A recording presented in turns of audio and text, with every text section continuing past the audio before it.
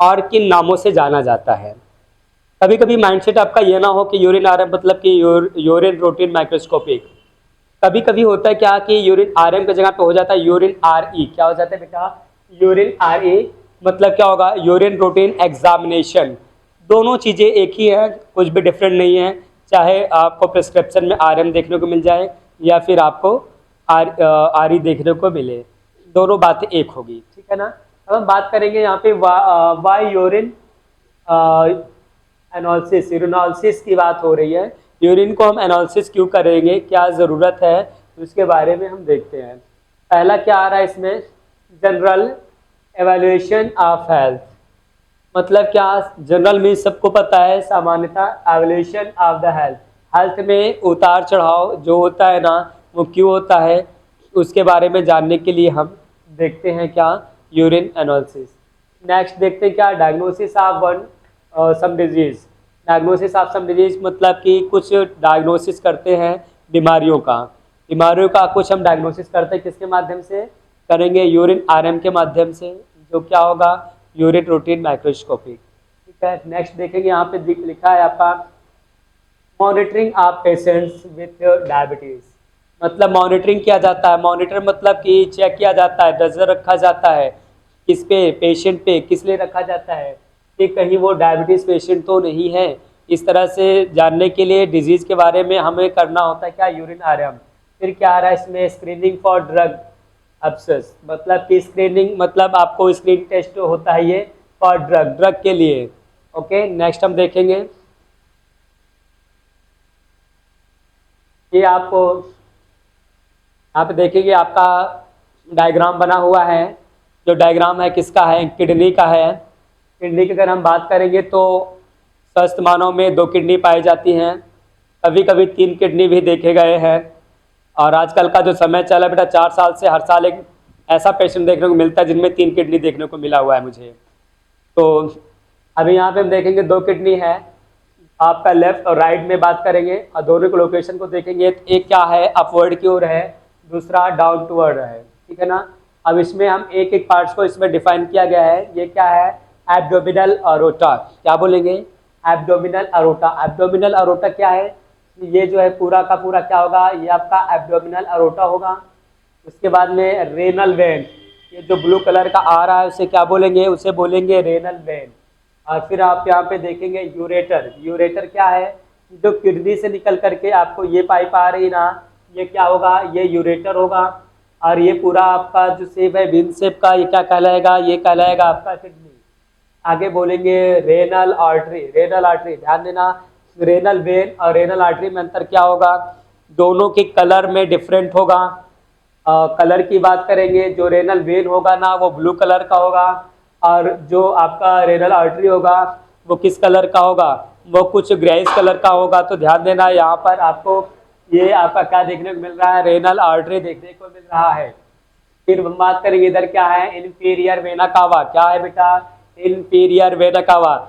Inferior vena cava की अगर हम बात करेंगे तो इंफीरियर इन मीन्स होता है अंदर, इंफीरियर मीन्स अंदर के क्षेत्र से बात करें तो क्या कहलाएगा बेटा? वो कहलाएगा इंफीरियर वेना कावा। क्या कहलाएगा? इंफीरियर वेना कावा कहलाएगा। तो वही हम नीचे की ओर देखेंगे तो क्या है? जैसा कि हमारा यूरिन क्या है? आपका यूरेटर से होकर के आपका आएगा, कहाँ पे आएगा? ये जो आप दिख रहा है यहाँ पे आपको एक वॉल्यूम लाइक स्ट्रक्चर दिख रहा है, इसमें क्या होगा? Urinary bladder. क्या होगा बेटा? वो ब्लैडर कहलाएगा।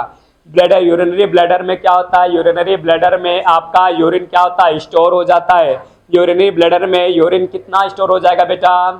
यूरिनरी ब्लैडर में आपका यूरिन जैसे ही 400 to 500 ml, कितना? 400 to 500 ml यूरिन आपका सेक्रेट हो जाएगा। कहाँ पे? यूरिनरी ब्लैडर में। तो क्या होगा? रिसेप्टर से मैसेज प्राप्त होगा। रिसेप्टर से मैसेज प्राप्त होगा। मैसेज कहाँ को जाएगा? ब्रेन को जाएगा। क्या बोलेगा भाई? बोलेगा यूरिन ब्लैडर को बोलेगा कि भाई भर गया है, यूरिनरी ब्लैडर भर गया है, इसको क्या करना है? इसको निकालना है। तो जैसे मैसेज आएगा तो कौन सा एक्शन देखने को मिलेगा? तो इसके माध्यम से क्या होगा? फिर आपका यूरिन वो सिक्रेट हो जाएगा, ठीक है ना। अब यही मैकेनिज्म की बात करेंगे। इसका जो काम है स्ट्रेनिंग का, किसका काम है बेटा? स्ट्रेनिंग का काम है। अगर स्ट्रेनिंग ढंग से ना होगा, स्ट्रेनिंग ढंग से ना होगा तो क्या मतलब? स्ट्रेनिंग में ढंग से नहीं हो रहा है, क्यों नहीं हो रहा है? जो वेस्ट मटेरियल्स है ब्लड से निकल के यूरिन के रास्ते आपको बाहर एलिमिनेट होना चाहिए। अगर वो ना हुआ और फिर भी ब्लड में रह गया तो प्रॉब्लम्स होता है। अब कुछ चीज़ें होती हैं जो यूरिन में ना आकर के सीधा ब्लड में रहना होता है। अगर वो यूरिन के रास्ते आपको आपका यूरिन में मिल गया तो फिर क्या होगा, प्रॉब्लम्स देखने को मिलेगा। वो चीज़ें प्रॉब्लम क्या देखने को मिल रही है कि इसके थ्रू पता चलेगा, जब यूरिन आरएम का टेस्ट आप करेंगे तो आपको ये देखने को मिलेगा। अब हम बात करेंगे, हमने क्या बताया, कुछ वेस्ट प्रोडक्ट होगा, किसमें होगा बेटा, ब्लड में होगा, उसको क्या करना है, एलिमिनेट होना है। हमने कुछ कह करके घटाल दे तो काय का मतलब, पीएच पैरामेडिकल में एक ही है तो खूबी क्या, वो स्पेटलिंग हेयर करते हैं, एक एक करके क्वेश्चन को सामने रख करके उसको पूरा का पूरा फाइनल करते हैं, रेक्टिफाई करते हैं। तो ध्यान देना यहाँ पे क्या आ रहा है आपका वेस्ट प्रोडक्ट्स में क्या क्या है। पहला आ रहा है क्या, ऑर्गेनिक। क्या आ रहा है बेटा, ऑर्गेनिक। ऑर्गेनिक होगा, फिर क्या होगा, यूरिक एसिड होगा, फिर क्या होगा, क्रेटनाइन होगा, यूरिया होगा, ठीक है। उसके बाद में इनऑर्गेनिक होगा, सल्फेट्स होगा, फॉस्फेट्स होगा, और क्या, क्लोराइड और अमोनिया देखने को मिलेगा। ये सारे क्या है, अगर बात कोई कर लेता है आपसे बेटा वेस्ट प्रोडक्ट्स क्या होगा, वेस्ट प्रोडक्ट क्या होगा यूरिन में, तो आपको बताना होगा। इतनी सारी बेस से आप कुछ भी बता दोगे तो बात समझ में आ जाएगा। इसमें क्या, organic, uric acid, creatinine, urea, inorganic, sulphate, phosphate, chloride and ammonia आपको देखने को मिलेगा। उसके बाद हम देखेंगे क्या, टाइप्स ऑफ यूरिन सैंपल। क्या बोला जा रहा है, टाइप्स ऑफ यूरिन सैंपल, मतलब यूरिन सैंपल के टाइप की बात कर रहे हैं। तो कौन सा होगा, पहला होगा रैंडम यूरिन। क्या होगा बेटा, रैंडम यूरिन स्पेसिमेन। अगर हम बात करें रैंडम यूरिन स्पेसिमेन, जो कि आपको यहाँ फर्स्ट में देखने को मिल रहा है, तो क्या होगा, रैंडम मीन्स होता है कभी भी, और फिर आपका यूरिन मीन्स होगा यूरिन, और आपका स्पेसिमेन में स्पेसिमेन, ऐसा यूरिन का सैंपल जो कभी भी लिया जा सके। ना मैटर करेगा वहाँ पे मॉर्निंग का होना चाहिए, ना इवनिंग का होना चाहिए, ना ही मिड स्ट्रीम होना चाहिए, कभी भी किसी भी समय यूरिन आप दे दीजिए आपको सैंपल के लिए ना, वो क्या कहलाएगा, रैंडम यूरिन स्पेसिमेन कहलाएगा। वो क्या कहलाएगा, रैंडम यूरिन स्पेसिमेन। फिर आगे हम बात करेंगे फर्स्ट मॉर्निंग यूरिन स्पेसिमेन।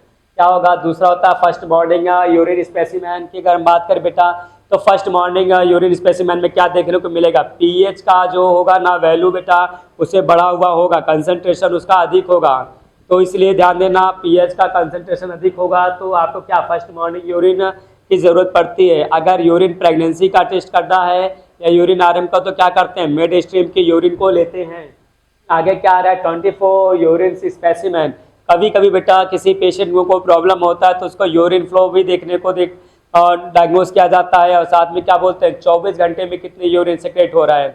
अब अगर हम यहीं पे बात करें 24 घंटे में कितने यूरिन सेक्रेट हो रहा है, अगर यहीं पे छोड़ दे तो काहे का मतलब, टोटल स्वस्थ मनुष्य में कितने यूरिन सेक्रेट होना चाहिए, 1500 से 1800 ml। कितना बेटा, 1500 से 1800 ml यूरिन सेक्रेट होना चाहिए एक स्वस्थ मनुष्य में। तो क्या करेंगे, 24 घंटे में कितने यूरिन हो रहा है उसको क्या करना होगा, कलेक्ट करना होगा। इसमें क्या करेंगे, ध्यान देना, यूरिन आपका पहला आ जाएगा फुल ब्लैडर रहेगा, first part of the urine, मतलब क्या, वाइट द टॉयलेट बॉयल, मतलब कि पहला पार्ट यूरिन का किस में जाएगा, टॉयलेट में जाएगा। दूसरा second first part of the urine mid stream, मतलब किस में जाएगा, आपका जाएगा कंटेनर में, फिर उसमें कहाँ में जाएगा, फिर कमोड में जाएगा।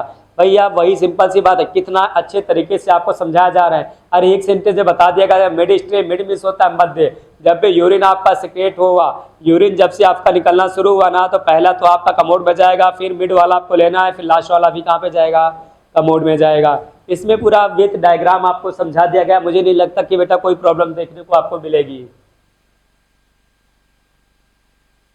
उसके बाद क्या बात करेंगे, preservation of urine specimen. Preservation of urine specimen की जरूरत कब पड़ती है, जैसे हर किसी टेस्ट को परफॉर्म करने का उसका एक निश्चित टाइट होता है, 3 आवर्स टाइट होता है। यूरिन आरएम का भी अगर बाय द वे डॉक्टर्स नहीं है जो कि माइक्रोस्कोपिक कर सके, डॉक्टर ने कहा ठीक है यूरिन आ गया है तो कोई बात नहीं, सुबह में आया है तो उसको कल के डेट में बुला लो रिपोर्ट देने के लिए, जैसे मैं शाम को लौटूंगा तो मैं यूरिन की स्लाइड देखूंगा। कहने का मतलब क्या है, यूरिन आरएम यानी कि यूरिन आरई का जो टेस्ट होगा ना उसका शाम को होगा, सैंपल आ चुका है मॉर्निंग में, जबकि टेट होता है 3 आवर्स का। अगर टेट से ज़्यादा का टाइम ले रहे हैं ना तो क्या करना होगा, उसको हमें प्रिजर्व करके रखना होगा। तो वही यहाँ पे दिया गया, प्रिजर्वेशन ऑफ यूरिन स्पेसिमेन, मतलब प्रिजर्वेशन ऑफ यूरिन स्पेसिमेन की बात हो रही है बेटा। तो क्या करेंगे, पहला आएगा यहाँ पे रेफ्रिजरेशन। क्या होगा, रेफ्रिजरेशन मतलब कि फ्रिज में हम सैंपल को रख देंगे। दूसरा होगा addition of the preservation. Addition का मतलब कि ऐड करना है कुछ उसमें, जिससे हमारा यूरिन क्या होगा बेटा, प्रिजर्वेटिव होगा, तो प्रिजर्वेशन पे रहेगा। फिर थर्ड क्या आ रहा है, हाइड्रोक्लोरिक एसिड। हाइड्रोक्लोरिक एसिड में भी रखेंगे तो कोई बैक्टीरिया का डेवलप नहीं हो पाएगा। अगर ये सारी चीज़ें ना किया जाए तो बैक्टीरिया आपका यूरिन में डेवलप हो जाएगा। फिर बात करेंगे बोरिक एसिड। बोरिक एसिड के माध्यम में अगर रखेंगे ना तो भी आपका यूरिन का स्पेसिमेन बिल्कुल क्लियर रहेगा, कोई दिक्कत नहीं रहेगा। अपने मनमाफिक टाइम तक उसको आप प्रिजर्व करके रख सकते हैं।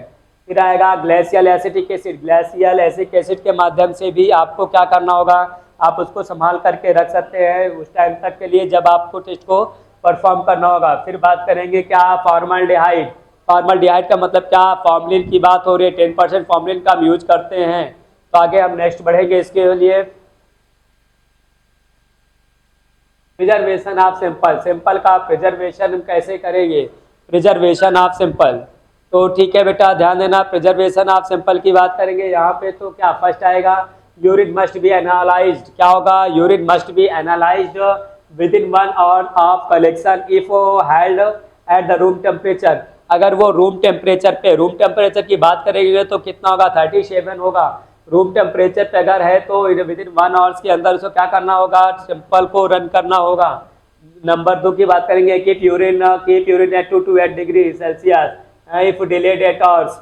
मैंने बोला क्या कि डॉक्टर सर ने बोला था कि मैं शाम को आऊँगा तो देखूंगा, तो इसका मतलब क्या 8 आवर्स के बाद की बात हो रही है। तो क्या करेंगे, हम यूरिन को रखेंगे कहाँ पे बेटा, रेफ्रिजरेटर में, फ्रिज में रखेंगे। तो कितने टेम्परेचर पे रख देंगे, फ्रिज में रखेंगे बेटा तो 2 to 8 टेम्परेचर पे उसको हम रखेंगे। तो उसके बाद बोलेंगे वाई, मतलब यूरिया स्प्लिटिंग एमओ। वाई क्यों भाई, क्योंकि कन्वर्ट यूरिया टू अमोनिया। अगर ना रखेंगे तो क्या होगा, यूरिया कन्वर्ट हो जाएगा किसमें, अमोनिया में। फिर चेंज इन पीएच, मतलब फिर पीएच भी आपको परिवर्तित देखने को मिलेगा।